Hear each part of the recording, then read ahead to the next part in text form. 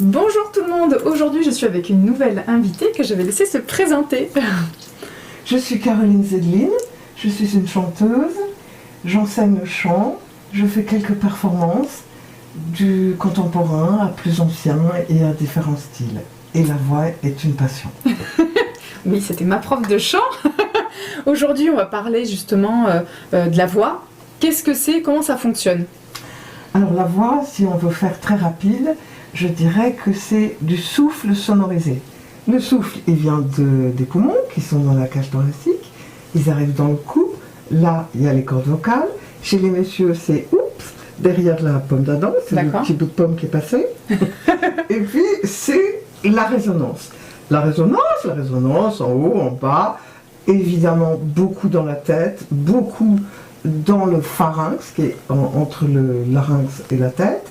Et puis il y a toutes sortes de techniques pour aussi améliorer plus de volume, plus de couleurs, plus clair, plus sombre, plus phrasé, plus articulé. Enfin tout ça c'est l'art du chant dans toute la planète. C'est absolument passionnant. Toutes les techniques vocales, des Esquimaux, des Amérindiens, des Australiens et de la musique orientale, africaine, etc. Très bien. La voix, on l'utilise au quotidien. Est-ce que si, par exemple, je veux me faire entendre pour crier au loin, je dois mettre en place une technique de résonance particulière pour que justement ma voix résonne si voilà, je veux interpeller quelqu'un très loin? Quelle technique tu pourrais me donner pour que je puisse... Alors, dans les Pyrénées, là, dans le Pays Basque, ils ont une technique de voix sifflée. Ouais. Mais encore aussi dans d'autres contrées du monde. Et puis si j'ai besoin d'appeler quelqu'un, je vais me redresser et puis je vais utiliser en fait inconsciemment la voix d'appel, c'est-à-dire beaucoup d'ouverture de la gorge et puis d'être aussi dans un souffle qui va partir toujours au maximum, c'est-à-dire de la base des côtes. D'accord. Au niveau de la taille. Là, on inspire, l'air sort.